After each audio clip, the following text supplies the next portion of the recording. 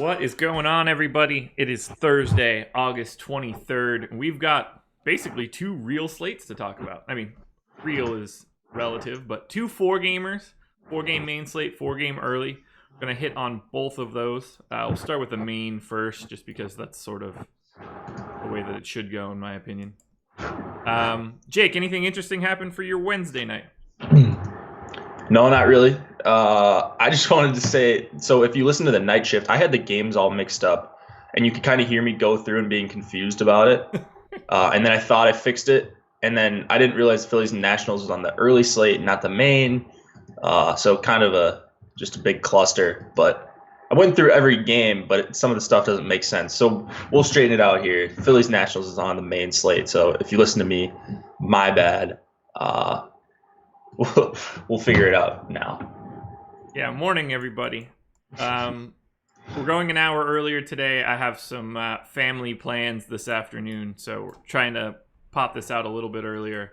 And then tonight will be a solo Jake live stream for the main slate with a brief appearance at the normal 6:15 time for Alex Osimo Baker. So come in and get your questions, because there's not going to be that much to talk about for the four-gamer. So you'll have a little bit more access to Alex than you normally would.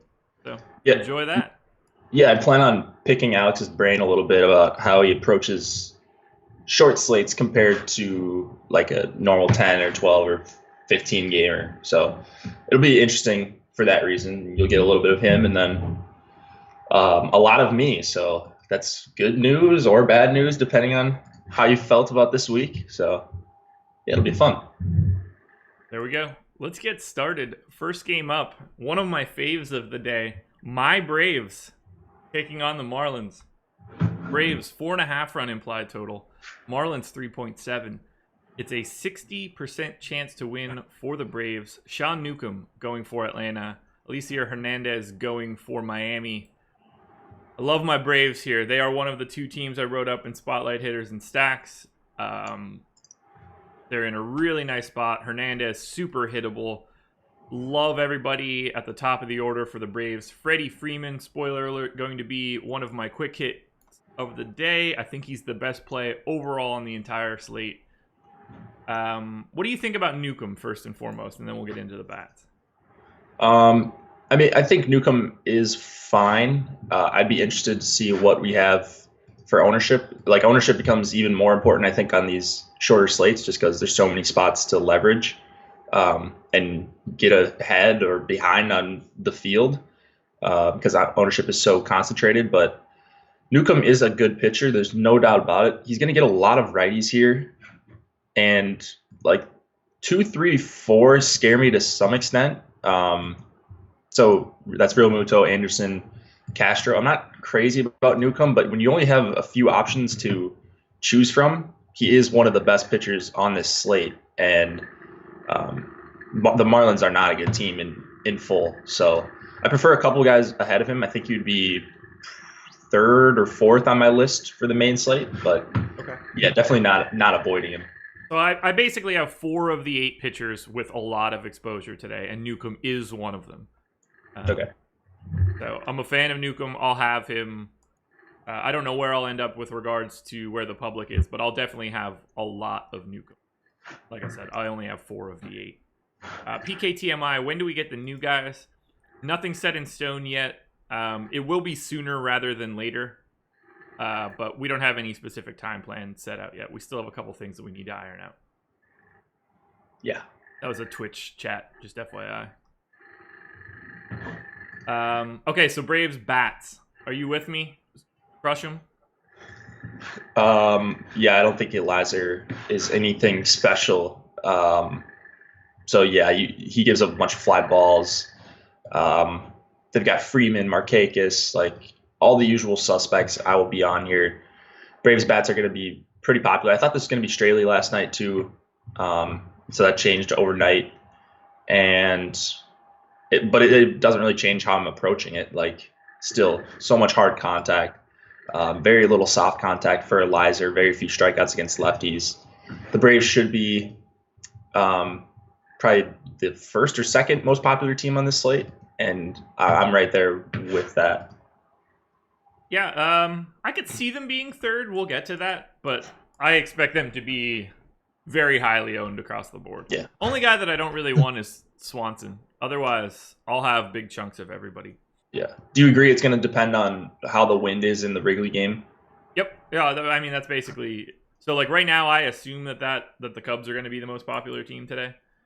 Okay. But yeah, where that total drops will kind of dictate everything else. The A's were the other team that I figured would be incredibly popular. Yep. Just because those two teams have I'm projecting two teams over 5 run implied totals. The Braves at 4.5 was the only thing that would slow them down. But yeah, I think they're going to be very popular. Okay. Agreed. I love Tyler Flowers as a catcher option. Inciarte and Freeman are probably my 2 favorite plays on the Braves. Markakis, even a guy that I'm getting to quite a bit, which is not something that happens all that often. So, yeah, I love the Braves. Freeman is the GOAT today. Fredward's always the GOAT. Yeah. So you kind of mentioned all the guys. Freeman, especially Markakis, not far behind.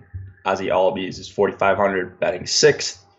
Hopefully going to be hitting with some guys on base. And then once you get past Elizer, the Marlins bullpen is not very good anyways, and he's not going to go super deep. So if you were like thinking of playing Elizer, I would think again. I don't think he's really in play here. Yeah, agreed. I mean, I'll probably have a line or 2 of him just because there's only 8 options, but he will not be one of the 4 guys that get the majority of my ownership. And I don't have much interest whatsoever in the Marlins bats. So before we move on, let me just check to see if Elizer didn't make like a minor league start or something in between this, did he? Let's see. I'm hoping I beat you. So, because the last time he pitched in the MLB was 8 days ago, through 39 pitches. I'm thinking he did not. Nope. Okay, so that's the last time he's pitched. Then yeah. So again, then I'm still not on him. I don't think you can play him here. Agreed. Alrighty, moving on. The Royals at the Rays. Royals 3-run implied total. Rays 4.2. 64% chance to win for the Rays. Danny Duffy going for Kansas City. Tyler Glasnow going for the Rays. Glasnow is the nuts, in my opinion, for this slate. I got him in basically every line that I have. I'm just absolutely mashing Glasnow. Best spot, lowest implied total. Can't imagine not wanting to have a ton of him. And I do like Danny Duffy a little bit on the other side. He's another guy, one of the 4 guys that are getting my exposure. So I like the pitching a lot in this game. I don't like the hitting.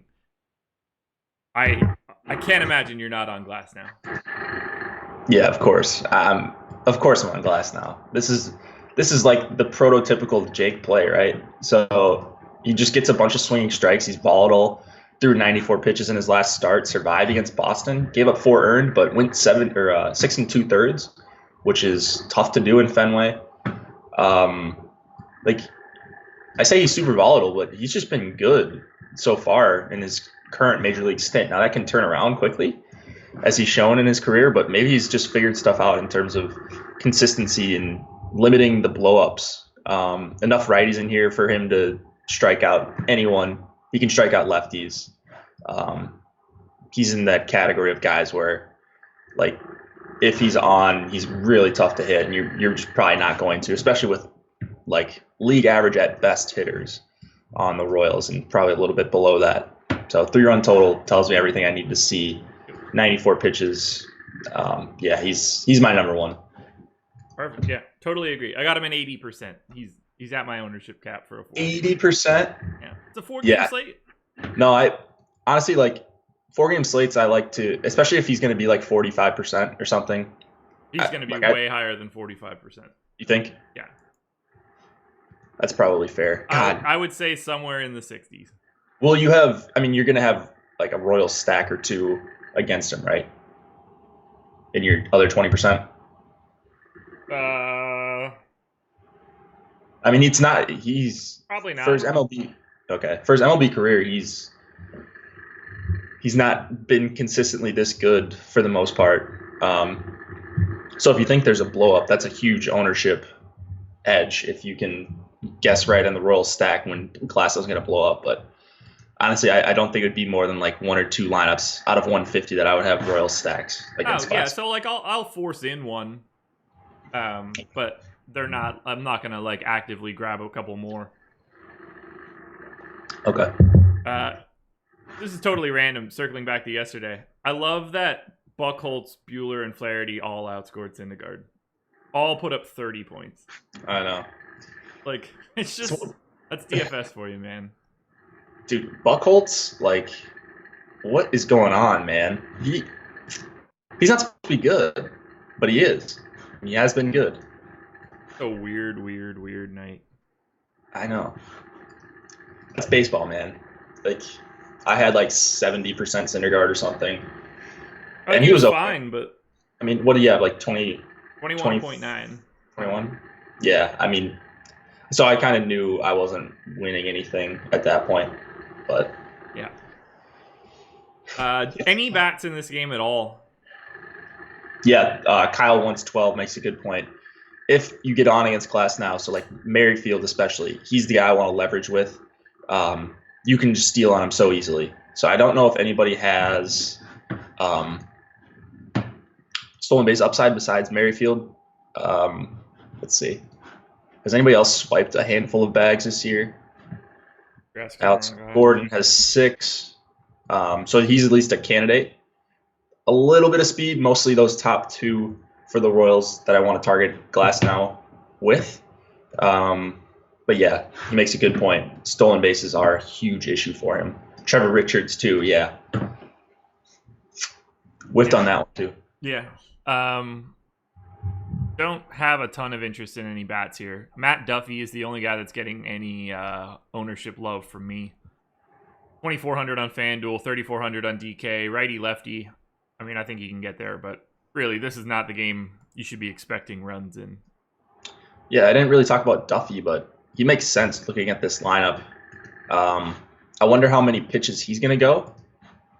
He pitched 12 days ago, threw 100 pitches like in 8 straight starts before that. The earned runs were way up his last couple, but that's Kevin, you're crazy if you think he's only going 3 to 4 innings, unless you think the Royals bomb him or something. He's good for at a minimum 6. Yeah, I mean, unless he has a 40 pitch inning or something, he's going. Like if he gets bombed, he's only going to play 3 or 4 innings. But I mean, no, he's stretched out 94 pitches. He is a starter. I'm sure the Rays want him to be a starter. Now maybe they only want him to go 5 or 6, but if he's going 5 or 6, the strikeouts are likely going to be there, and he's only 8,400. I was going to say at 8,400, that's sort of the key to it all. He's only 6,300 on FanDuel today. I got 80% of him on FanDuel. He should be priced at like 9,000 on FanDuel. 10K on FanDuel. He's my highest projected pitcher by 4 full points. Yeah, he should be the highest priced pitcher on the slate on FanDuel, I think. He's got the highest upside on the slate, I think. Yeah. Oh my God, yeah. If things are rolling for him, like he puts up a monster day. 30 easy on DK. Yeah, double. I think he can get double-digit strikeouts. Yeah, like that's very attainable here. I have him in for 5 or 6. 7.7. So like basically one standard deviation away from being in double digits. Woo. Yeah. So we're on the same page. Yeah. I mean, if you want to fade Glass now, it's because of ownership. It's not because of matchup. The Royals don't have a ton of speed. They don't have a ton of power. You're just fading for ownership, and that's fine. That works out a bunch of times in DFS, but yeah, I don't have a problem with it from that perspective. But yeah, if you're gonna say he's a bad play, I just can't talk to you about DFS. Yeah, that's a hard one to justify. It's about as good as it gets. All right, moving on. Reds and Cubs. There is not an official total in here. I went with 9.5. But there's a lot of wiggle room on that right now. So 3.9 for the Reds, 5.6 for the Cubs would be where I would land. 67% chance to win for the Cubs is true regardless. It's Anthony Desclafani for Cincinnati, who I feel like pitches every day, and Cole Hamels going for Chicago. Hamels is the fourth of the guys that I was talking about. I have 33% Hamels. If this line is 9.5, I'll have a ton of Hamels, and the Cubs bats are my top stack. The line goes higher, I'll have a little bit less Hamels and way more love for the Cubs. The line goes lower, I'll still like the Cubs bats, but Hamels will probably push himself up closer to Glasnow, if that makes sense. So, are you looking at Hamels? Yes, I am. He's in the, so I would have him ranked third or fourth with Newcomb right in that, like just how they're priced basically, taking out Desclafani. So I'm not playing Desclafani. I like Hamels. The reason I was off of him yesterday is because I thought that the Phillies Nationals game was on the main slate. So I was like, well, how can you justify this 10-4 price tag for Hamels when Scherzer's 11-5? So that's not true. They're on different slates. So it's a little bit different now with Hamels being 10-4 and the highest priced pitcher on the slate. Really worried about Suarez, but if he can navigate him, what's his name? Phillip Ervin has a little bit of power, and then they've got some righties in here, so it's not a perfect matchup. I don't love attacking Cincinnati, but Hamels has been good enough in bad matchups, like against the Nationals, against the Pirates, which isn't that great of a matchup, that I'm like willing to use him. I think he's a somewhat safe option. The weather worries me a little bit, but he's just been so good that I'm willing to play him at this price. Oh, same page, man.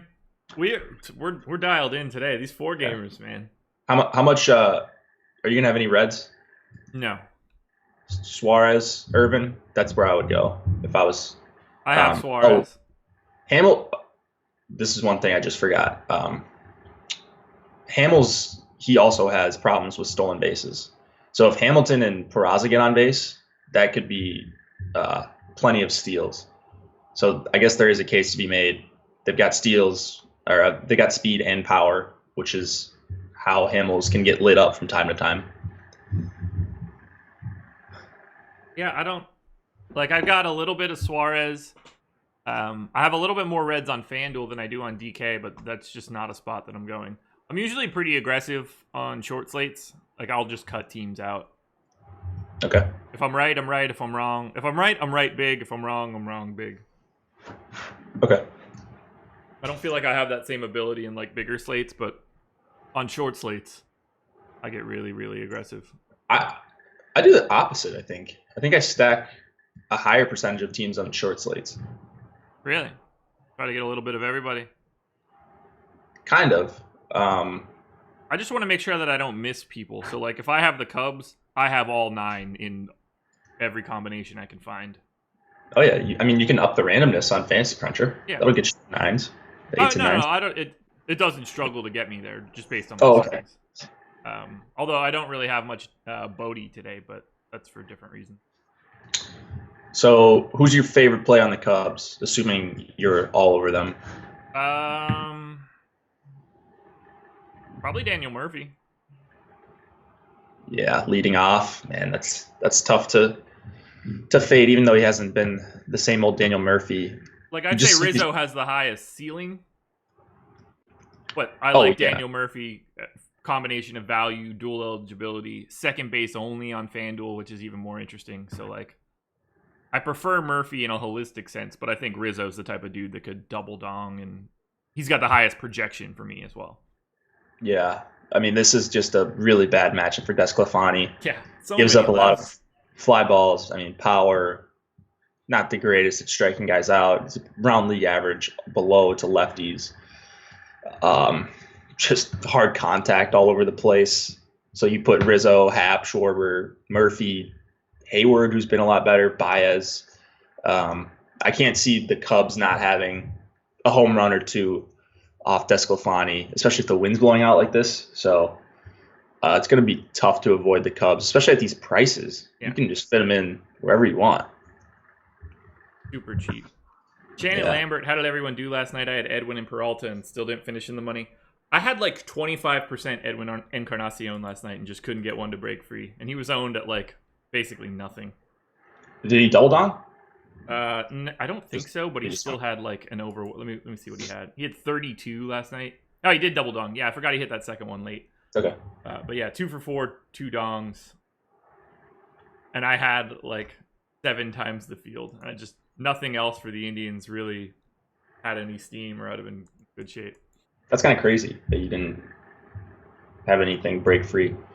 Oh, I just did like the Red Sox went ham, and I didn't really have them. All of the rest of the ham was everywhere else. There you go. You got to get that ham. Like, who was the next highest Indian? It's Lindor at 11. Like, all of my Encarnacion stuff didn't matter.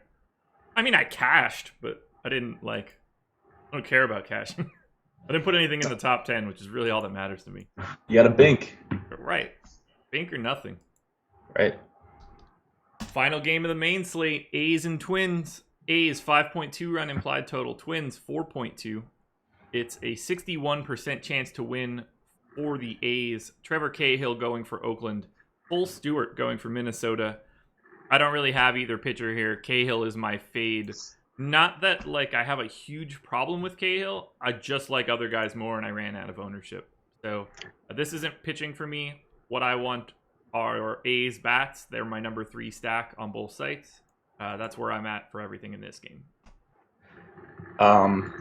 Yeah, so A's bats, 100% agree with you. Stewart does not have much, if anything. He's not going to be able to miss these bats. Hasn't been able to in his first couple starts. We'll start talking about like quality of contact with him, but it's bad so far. So I don't expect it to get all that much better. So I love the A's. They're a top 3 stack on the slate for me for sure, with the Cubs and the Braves, which is how most people. Yeah, most people will have that top 3. Yeah. So you just kind of got to get the right combination, I think, if you're going that way, because those are going to be the chalkiest bats. But the best bats, chalky for good reason. So really, like Olsen, this is a really good Chris Davis spot once again. Here we go. Just like a righty who can't miss bats, like that's just his dream. Matt Chap. Hey, number 1 in the home run model for the main slate. Yeah. He would be number 1 in mine, I'm sure, too. Yeah, so really 1 through 9 for Oakland. It doesn't matter. Like, I'm not going to say anyone's out of play against Stewart in that Twins bullpen. And Cahill, so you kind of said your reasoning for not playing him is kind of why I like him, and I think that's going to be most people's reasoning, is that he's going to be contrarian just because he's perceived as overpriced and everyone wants to play Glasnow. And I understand I want to play Glasnow too. Cahill Glasnow will be my most popular combo. But he's just like Cahill's another one who's got so much upside. He's better at home, but this Twins team is not very scary. They've got a couple guys that strike out near 40% in Sano and Austin against righties. I'm not super worried about Forsythe righty, Garver righty. It's really just Polanco and Rosario. And then Maurer's just kind of annoying because he doesn't strike out. But if he can get past those top 3, I think he could have a ton of strikeouts in this one too. So I kind of like that they priced him up on DK. It makes me want to play him even more. Yeah, I only got 7% on my crunch. If they flip-flop Cahill's price with Glasnow's price, they would both be better off. Like, you pull down the extreme ownership of what I'm expecting for Glasnow, and then Cahill would be able to get bumped up a little bit. But right now, he's just kind of trapped in between what I think are 2 better guys. I don't have a problem having him. He makes sense. Yeah, Cahill, and the chat's saying it, Cahill's been better at home. He has been. There's no doubt. That's a very favorable park. This is not very favorable, but just looking at the hitters in the lineup, not really worried about these guys. And there are quite a few strikeouts. I would caution looking at just WOBA in those scenarios. Cahill naturally going to look better at home via WOBA because he pitches in a pitcher's park. And, yeah, I mean, I don't know. Cahill's going to give up power. That's what he's going to do regardless. Like when he misses or when he's not on, he's going to get clubbed. Not that it's not pointing in the right direction, but I just mean you want to try to get like park adjustments out of that and adjust differently. XFIP, I mean, look at XFIP at home 270, XFIP on the road 418. yeah, look at his last few matchups though on the road. So the Angels, they don't really strike out that much. He gave up 4 earned and 4 2/3. So bad start, 3 strikeouts, whatever. The start before that was in Texas, like in late July. That's just an impossible place to pitch. And he gave up 5 runs. And then the start before that was in Houston, and it was a short outing. So it's not like he's run into the easiest matchups on the road as of late. So this one's a little bit softer, I think, for a team that's kind of given up. Sorry, Twins. So I accidentally typed James Shields' name into the Twins starting pitcher when I was setting this sheet up this morning, and I was like, did the Twins pick up James Shields? Like, how did I miss this transaction? And I just realized that I typed it wrong, and I was like, oh, thank God. I don't want to deal with this. Anything on the Twins side for bats? I like some of the lefties. I mean, it would be Rosario number 1, and then I think Polanco number 2. That's really it. I want a ton of Cahill, so I'm like on the lineups that I don't have Cahill, I'll have a couple Twins bats, but yeah, I really want a lot of Cahill here. People know that he's better at home too. That's also the appeal, and they'll ignore him to some extent. Don't worry about it, Team McBee. That is it now for the main slate. Do I still have my crunch up? Yeah, I do. So I'm going to hop to the crunch now. Let me share with you, Jake. We'll just take a quick peek because there's not a ton to really get interested in here. And then we could hit the early slate. So who do we pick? Do we want to look at Cubs, A's, or Braves? Let's just do the Cubs. I think they're going to be the most popular. Okay. So you're going to get, for all my 5-man Cub stacks, wait. Oh, this is FanDuel. I was like, what in the world is happening? Oh, God. I mean, I'm going to have any bat I want if I have Glass now in 80% of my lineups because he's too cheap on FanDuel. He's too cheap on both sides. He's way too cheap on FanDuel. Yeah. It's insane. It's a punt. 5-man Cub stacks. So we could do like Glass now, Newcomb, Glass now, Danny Duffy. If you like going on both sides of that game, you can really just sort of have whatever you want if you have Glass now. I'm trying to see if I have any Glass now with someone more expensive. Cahill or Hamels. Yeah.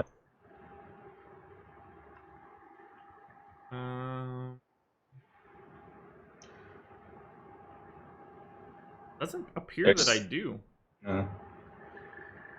Not with the Cub stack, at least. Yeah. It looks like that might be the tough. Ooh, Glass now, Hamels. 5-man Cubs. Contreras, Murphy, Baez, Hayward, Happ. 1 off Matt Olson, 1 off Logan Forsythe, 1 off Ender Inciarte. 1 off Logan Forsythe. Wow, this is your lineup. It kind of is. And then here's one with Jake Bauers, Matt Duffy, and Inciarte. I like that one a little bit better. Mauer, Matt Duffy, Markakis. I bet you like that one. What was it? Mauer, Duffy, Matt Duffy, Markakis. Yeah, I mean, I'm not the biggest Duffy guy, but I actually don't hate playing Mauer on shorter slates. What about Cahill Glasnow combo? Fredward Freeman, Brian Anderson, Inciarte. That's my speed right there. There we go. Freeman, Inciarte, Brian Anderson, 1 off. I like Anderson against lefties. So someone asked about a Marlins stack. I mean, if I'm stacking the Marlins, it's 2, 3, 4. I got 2 Marlins lines. They're both Hamels Glasnow 5-man Marlins stacks. Murphy, Baez, Matt Duffy, or Murphy, Hayward, Fredward Freeman. I like the second one a lot. Yeah.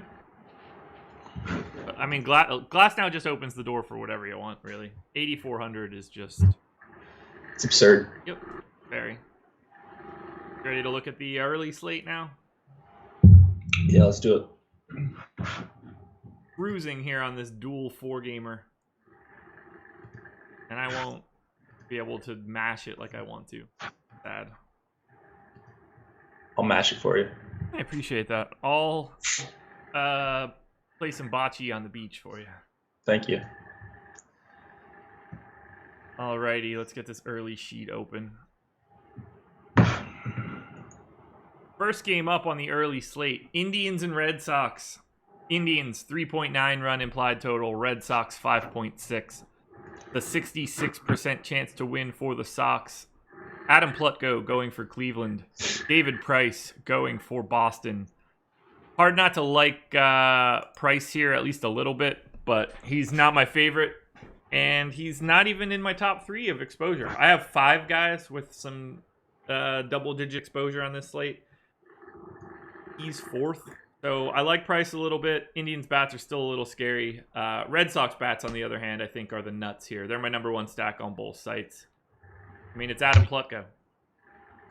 Yeah, if you can fit in the Red Sox, I love them. The problem is there's DeGrom and Scherzer on the slate. And that makes it tough to want to pay up all over the place. I think you could probably do it if you go to one of the guys in the Detroit games.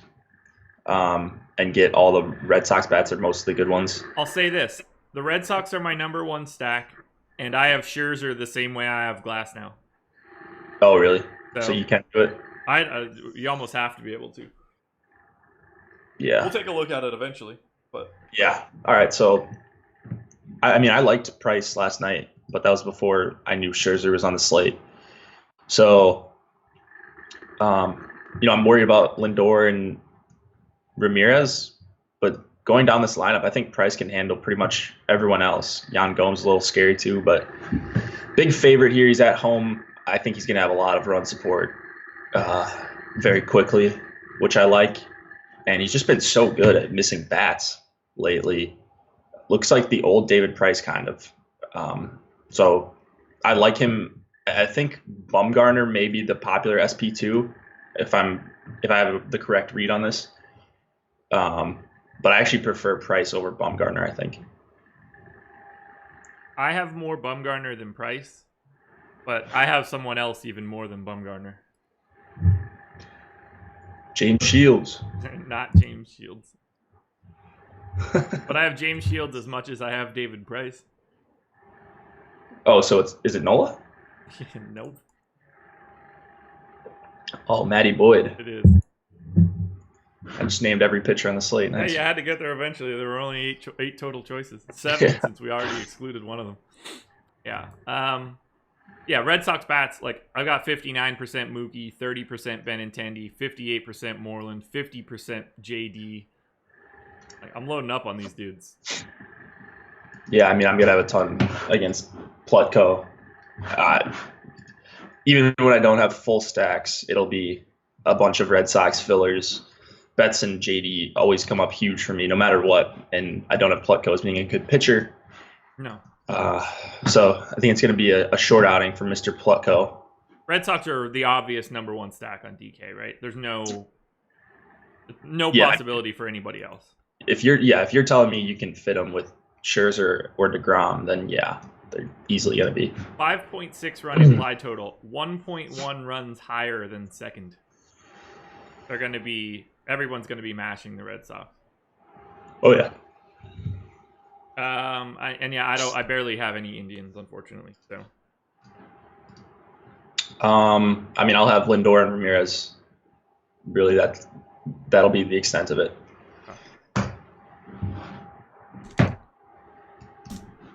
To the Phillies we go. Phillies and Nats. Phillies 3.1 run implied total. Nats 3.9. It's a 61% chance to win for the Nats. Aaron Nola going for Philadelphia. Max Scherzer going for Washington. I don't have any Nola. I've got 80% Scherzer on DK. Ask me anything. Yeah, I want to kind of make a case for Nola, but just looking at how good the Nationals have been against righties, like over the last month, under 16% K rate. Man, that's really tough to play a 9K pitcher against. I know Nola is very good and he's had success against the Nationals this year, but Looking at Harper, Soto, Rendon, Turner, I mean, Eaton's not going to strike out a ton. Um, yeah, I think it's just too tough of a matchup, too high of a price for Nola. Um, I wanted to get there, but I don't think I'm going to be able to. That being said, he's not a guy I really target against heavily at all. So the Nats aren't one of my top stacks or even close. It's just going to be Harper and Soto for the most part. Yeah, Nats are 6th for me on FanDuel, 4th on DK. They're not the team. They're not one of the teams that I'm getting to a lot of exposure to. So it's just all Scherzer. He'll be in 80% of my lines. Cleveland cost me my huge 10-team parlay last night. Why are you doing 10-team parlays? So somebody's gonna always cost you in that. You're gonna hit one time in every 5 years, and it's not gonna make up for the rest of the losses. No, it's not. Any Phillies bats at all? I mean, I guess we should ask, who would you go to if you're playing one? Like right? A full stack or just a line? No, just like one off.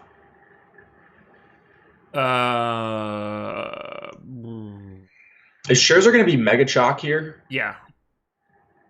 Why are we not going to DeGrom then as a pivot? That's a decent question. Like, do you have them that far apart? Yeah. I don't. And so I have 79% Scherzer and 8% DeGrom. Wow, that's huge. Yeah.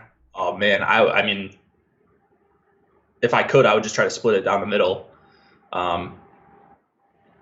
Scherzer probably does have a little bit more upside, but they're both in very, very good matchups. I'd argue DeGrom's matchup is better against the Giants in that park, but man, they're like neck and neck for me. And if one's going to be way more owned than the other, I'll take the opposite. So yeah, if you're telling me Scherzer's going to be mega chalk, then I would figure Scherzer's in the high 50s. Okay, and then what would you put minimum? High 20s, mid 20s? Because most lineups, I think, will have one of Scherzer or DeGrom. Agreed. I think that you can come pretty close to 100% exposure split across those two in some way. Okay. And then this is something interesting we could do that I'll just try to do now. You could probably make a Scherzer DeGrom lineup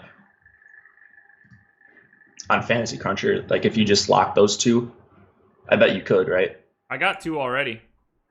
Yeah. 5-man Tiger stack with Avisail Garcia, Ryan LeMaire, and Brandon Guyer, or 5-man White Sox stack with B-Mart, Jose Iglesias, and Defoe. That's kind of annoying because like you can stack the White Sox and the Tigers, 2 teams that have decent totals at a decent park and 80-degree weather and wind blowing out. So it's not even that hard. So I think they're crappy stacks, but like if you can grab DeGrom and Scherzer and have a couple lines like that, like if that's the way you want to grab the Tigers and the White Sox in this scenario, is to grab them with those pitchers, I don't hate that idea to be different. No one will have that combination with any sort of volume. You don't think so? No. Let's see. I'm making 150 right now, seeing what I can do. It's mostly Tigers. Yeah, it's all Tigers and White Sox. Yeah. Look, I like that. The Tigers are my number 2 stack on DK, and the White Sox are number 3. So I'm getting good parts. It's just like that, like the hot dog version of meat. Tigers and White Sox are like if you're using those 2 guys, those are like hot dogs. The rest of the pig is all the good shit. True. Terrible analogy. I should have shut the fuck up right when I started talking. If the Red Sox or one of these expensive stacks, even like the Nats, if either of those teams has a good day, the Scherzer DeGrom pairing will not be nuts. Like if, let's say, Betts and Benintendi both dong, then your Scherzer DeGrom lineups are dead. Yeah. Pretty much. Assuming the rest of the team does something. Oh, absolutely. Yeah, the Scherzer DeGrom pairing is very hinging upon the Red Sox not popping off. Agreed. Because if they do, those people don't have Scherzer, DeGrom. Yeah, I mean, Just in unless case anybody wasn't following there. right, unless the Red Sox pop off and then all of a sudden you've got the Tigers or the White Sox scoring 10 runs as well, and you may be able to get there, but it's way more likely the Red Sox do a ton of damage than the White Sox or the Tigers. Agreed. We're on the same page today, man. Except for Cahill, I guess. And I understand where you're going there. We don't know the ownership yet, so like I can't totally disagree with you. Yeah. All right. Speaking of DeGrom, Giants and Mets. Giants 2.9 run implied total. Mets 3.7. It's a 60% chance to win for the Mets. Madison Bumgarner going for San Francisco. Jake DeGrom going for New York. So I've got 29% Bumgarner, 8% DeGrom. Bumgarner is my third highest exposed pitcher on DraftKings. I think it's just easier to get to Bumgarner at 7,500. I'm not super worried about the Mets. They've been really, really bad against lefties all season. Happy to go back to that well. So give me some bums. Yeah, I think Bumgarner is going to be kind of the popular guy in this range. Definitely more popular than David Price and Nola. So I understand it, although I don't think Bumgarner's been that good. He's giving up a bunch of power. Gave up 2 home runs his last start, one before that. Like he's given up a handful this year, and just a ton of hard contact as well. Line drives and hard hits all over the place. So I'm not crazy about Bumgarner, especially if he's going to be chalky. Only striking out 18.6% of righties. He's going to get pretty much all righties and some that have power. So I actually like the Mets stack a little bit. Frazier, Bautista, Flores, and Ahmed Rosario. I got 0 Rosario on DK. Whoa. That's because you used last year's numbers, right? He was a disaster last year. And I only have one line of the Mets on DraftKings. Actually, I don't have any lines. It's just like a little bit of Jose Reyes, which is weird. Whoa. Yeah, no Mets whatsoever for me on DraftKings. I have a little bit of Frazier and Reyes on FanDuel, but that's it. Yeah, I really like Flores and Frazier. Yeah, normally I like Flores against the lefty, but he's not even popping up here. This low total just makes it really tough. I'm not really looking at any bats here. So if this game blows up, that won't be great. Mets stack for all the money. Yeah, the Mets stack, and I'll be giving everybody all my money. And then anything for the Giants because I don't see it. I got some Joe Panic if he's hitting second. Sub 3K, second baseman. Yeah. I think if I'm going to a Giants bat, it's Brandon Belt, as it usually is against a righty. This team just does not have really anything against righties. You've got a hurt Buster Posey. McCutchen has been pretty poor against righties. And then you look down the lineup, Duggar, Hanson, Longoria, righty. Nothing really worrisome here. No. So, I mean, this is one where I really want to see DeGrom's ownership because, like I said before, if he's going to be 20% less owned than Scherzer, then I'm going to have more DeGrom just because they're like the same play for me. DeGrom may even have a better matchup. Yeah, I get that. Ownership would be really interesting between Scherzer and DeGrom to see sort of what the best direction is to go. Yeah. Final game, White Sox and Tigers. White Sox 4.4 run implied total. Tigers 4.5. It's a 52% chance to win for the Tigers. James Shields going for Chicago. Matt Boyd going for Detroit. Matt Boyd, I've got him in 49% of my lineups. Wow. Tigers, number 3 stack on FanDuel, number 2 on DK. The inverse for the White Sox. Number 2 on FanDuel, number 3 on DK. I love everything in this game, apparently. I have bites at the entire apple. I take it you're not with me on Boyd. Not at 49%. God, you can just like understand everything on this 4-game slate. You can understand going to any of these pitchers besides maybe Plutko. Just for ownership reasons, I would assume both of these guys get a bunch of ownership, like 25 to 40%, just because there's such easy plugins after you put in DeGrom or Scherzer. I actually prefer Shields, I think. Avisel Garcia has come back to life a bit. I know he's injured, but he's striking out a lot, but still getting hits at least. Davidson just has big power, so I like him a lot, especially if Boyd's going to be the chalkier pitcher. And then Kevin Smith as well for 2,800. I'm on quite a bit. So yeah, I've got 31%. How about Adam Engel with the homer last night? Any day Adam Engel homers, you know it's not going to be a good day for me. I mean, anybody with Engel in their last name, I'm automatically interested in. Yeah, true. Me too. Although he needs to get his shit together and put that L and E in the correct spot. Yeah, agreed. Yeah, Shannon, I'm with you. I kind of like Shields more here. You guys could have Shields. I'll take Matt Boyd. Is this going to be the game where Shields gets blown up? I hope. Finally? I got a lot of Tigers. That'd be really annoying that you get Tigers chalk and Shields implodes when everybody with DeGrom and Scherzer are going to Tigers bats. That would kind of suck. Yeah. I'll have 15% Shields, so I hope he plays well. But you're going to be under the field, I think. I would imagine. I normally am when it's James Shields. Yeah. I mean, a lot of righties in this Tigers lineup. It's a pretty good matchup for Shields. He can miss bats. Gives up power, gives up home runs. But, yeah, I do like Shields quite a bit here. He's cheaper than Boyd. I think he's a better pitcher than Boyd at this point.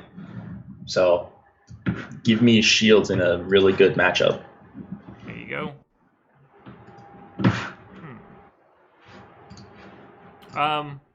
Casey Kelly yesterday, 13.3 fantasy points. I'll take it. How many? 13.3.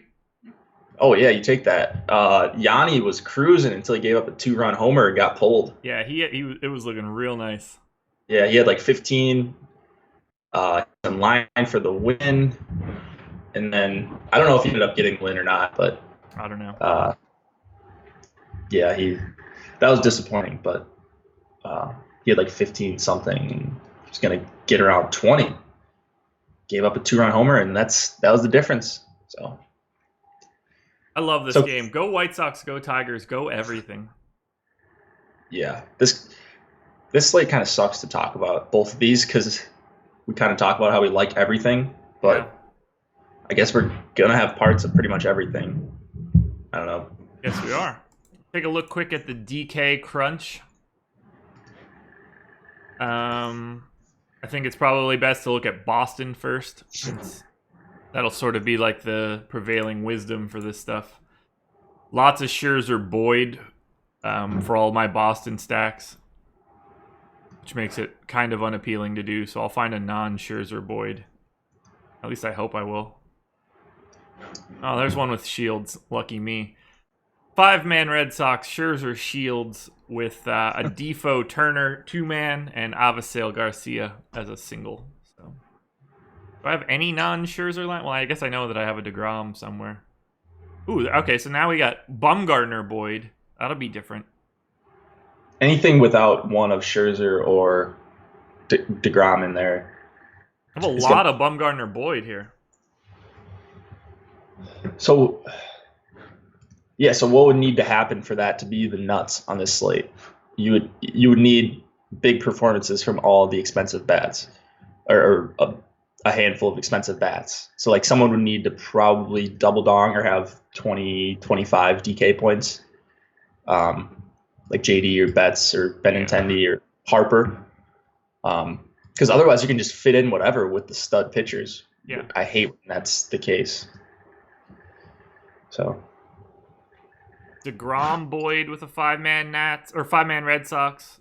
Iglesias, Matuk, and Rendon. I like that. I mean, not the greatest fillers, but no. Yeah. Well, it's going to be hard to get great filler with a Red Sox 5-man. True. If you're getting Betts and Benintendi and Bogarts, I mean, you're spending a lot of scratch. Yeah. So you could go like Scherzer or Shields and get a 5-man Red Sox with probably 2 out of the 3 top outfielders. Yeah. Is that right? Yeah, that sounds about right.